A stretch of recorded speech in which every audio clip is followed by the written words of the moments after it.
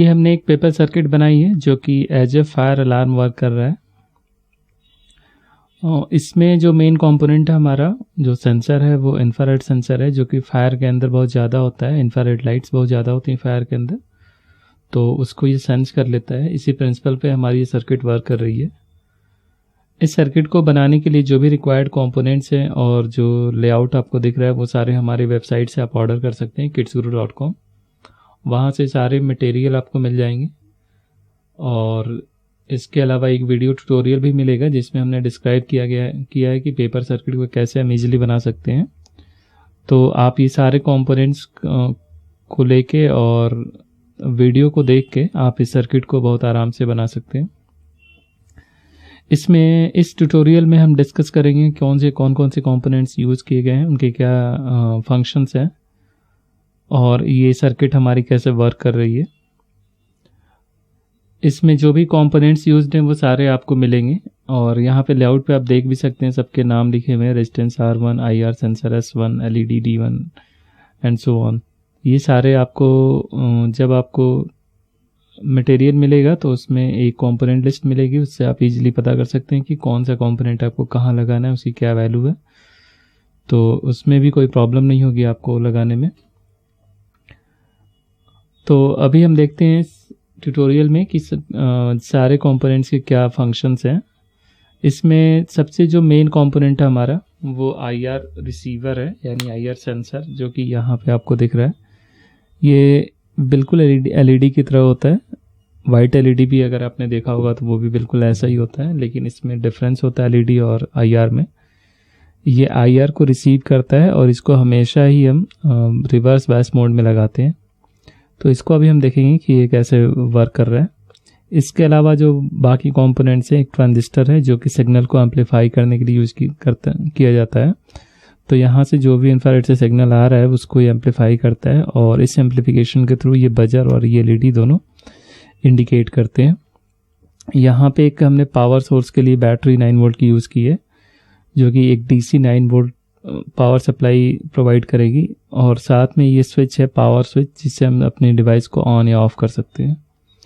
इस ट्यूटोरियल में इन सारे कंपोनेंट्स की टेस्टिंग भी हम देखेंगे कि मल्टीमीटर के थ्रू आप जो भी कंपोनेंट टेस्ट कर सकते हैं उसको कैसे करेंगे, वो भी डिस्कस करेंगे। साथ ही ये भी देखेंगे कि मल्टीमीटर को कैसे हम यूज़ करते हैं अपने सर्किट को डिबग करने के लिए, यानी कॉन्टीन्यूटी चेक करने के लिए। इसके अलावा जो वोल्टेज पॉइंट्स होते हैं, डिफरेंट वोल्टेज पॉइंट्स, उनको भी आप मल्टीमीटर से चेक कर सकते हैं।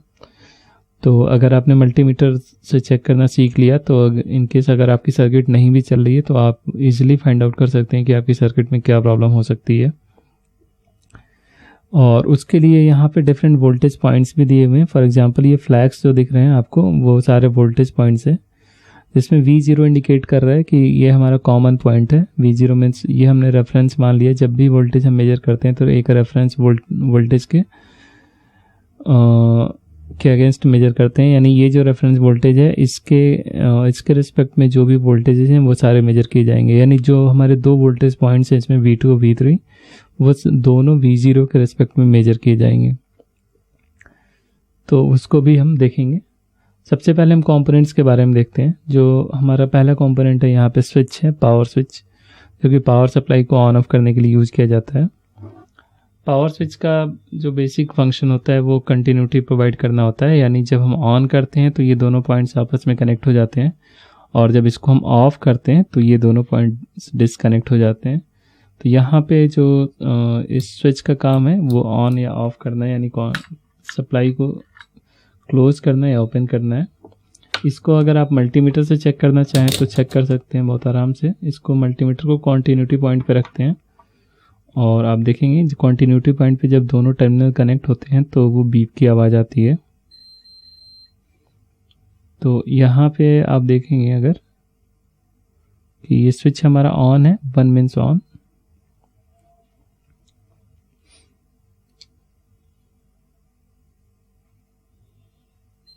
ये ऑन हो गया, ये ऑफ है।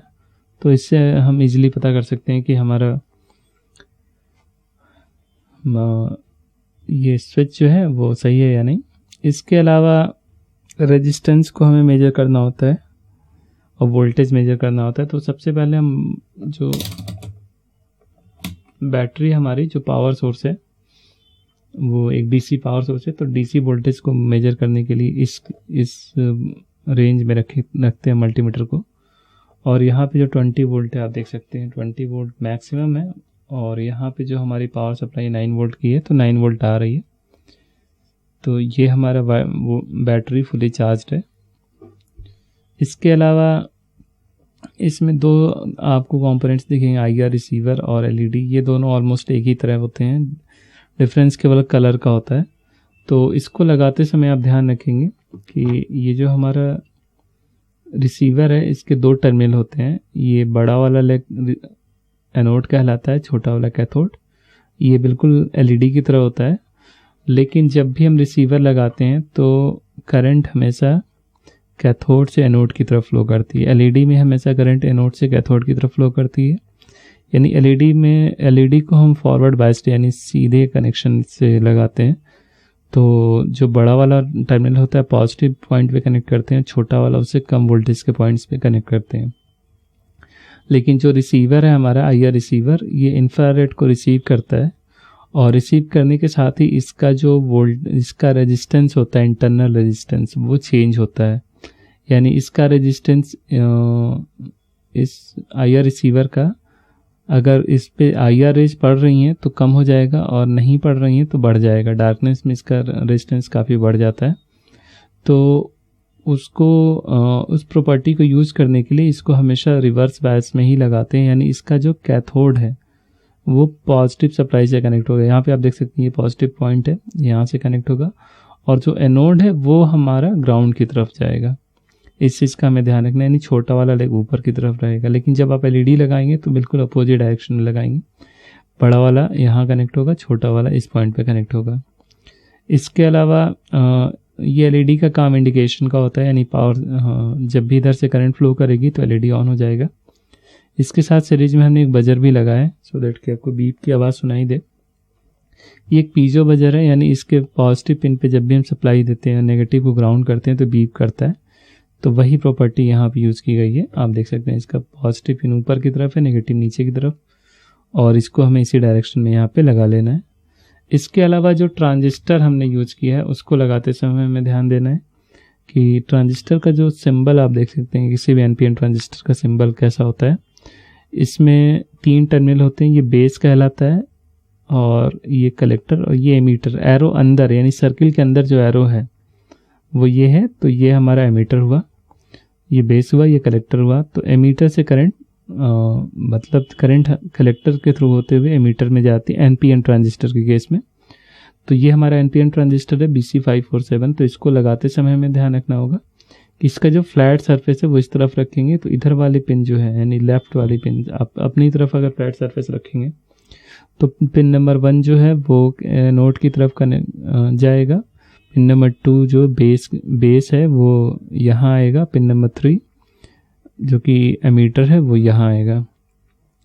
तो ये बेस पे इस ट्रांजिस्टर की प्रॉपर्टी ये होती है, transistor as a switch work कर सकता है, और जब इसके बेस पे एक सफिशिएंट करंट प्रोवाइड किया जाता है तो इसका जो कलेक्टर है वो एमीटर से शॉर्ट सर्किट हो जाता है, यानी ये दोनों पॉइंट्स आपस में कनेक्ट हो जाते हैं। तो यहाँ पे अब इस सर्किट को हम देखते हैं। यहाँ पे जो हमारा IR सेंसर है प्लस रेजिस्टेंस है, तो इस पॉइंट का वोल्टेज अगर हम देखें V3, तो V3 is proportional to R1 and S1। S1 एक वेरिएबल रेजिस्टेंस है, तो यानी यहाँ और इन दोनों के रेजिस्टेंस पे V3 की वैल्यू वेरी करेगी। यहाँ वोल्टेज डिवीजन रूल आप देख सकते हैं, हमारे पुराने ट्यूटोरियल में आप ये चीज़ें डिस्क्राइब की गई हैं, ट्रांजिस्टर और ये वोल्टेज डिवीजन रूल, उसमें आप देख सकते हैं। तो यहाँ का जब रेजिस्टेंस कम होता है तो इस पॉइंट का वोल्टेज बढ़ता है, और यहाँ का वोल्टेज बढ़ता है तो इधर ज़्यादा करंट फ्लो होती है, बेस वोल्टेज बढ़ता है। तो ज़्यादा करंट फ्लो होने से ट्रांजिस्टर हमारा ऑन हो जाता है, फुल्ली सैचुरेशन मोड में चला जाता है, और उस कंडीशन में ये LED ऑन हो जाती है और बजर बीप करने लगता है। यानी अगर हल्की फुल्की या रेज पड़ेंगी तो LED हल्की सी ब्लिंक करेगी, लेकिन इस पर अगर रेज हम बहुत ज़्यादा डाल देंगे तो यहाँ का वोल्टेज काफ़ी बढ़ जाएगा, और उस कंडीशन में ये दोनों फुल्ली कनेक्ट हो जाएंगे और ये बजर हमारा बीप करने लगेगा। तो इसको भी हम देखते हैं। अभी हमारे पास जो यहाँ पे लाइट का सोर्स लगा हुआ है उसमें भी सफिशिएंट IR रेज निकल रही है, तो उसको भी आप देखेंगे ये सेंस कर लेगा। इसको हमने ऑन किया तो आप देख सकते हैं ये बीप कर रहा है, लेकिन अगर इसको हम ढक लेंगे यानी IR रेज इस पर भी नहीं पड़ रही है तो ये हमारा वर्क नहीं कर रहा है। तो बेसिकली जो हमारा सिस्टम है वो फायर के लिए बनाया गया है। तो इसको अभी हम क्लोज कर सकते हैं कि उतना ज़्यादा सेंसिटिव न रहे जितना कि यहाँ पे लाइट बहुत ज़्यादा है इसलिए बहुत ज़्यादा ये बीप कर रहा है। और अभी इसको हम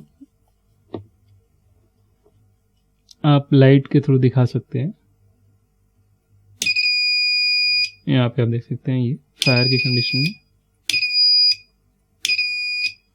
तो ये एज ए फायर सेंसर भी वर्क कर रहा है। तो इसको हम फायर सेंसर की तरह काफ़ी इजीली वर्क करा सकते हैं। इसको हमें कवर अप करने की ज़रूरत नहीं है। जहाँ पे डार्कनेस हो यहाँ या फिर लाइट थोड़ी कम हो तो वहाँ पे इसे हम इजीली यूज़ कर सकते हैं।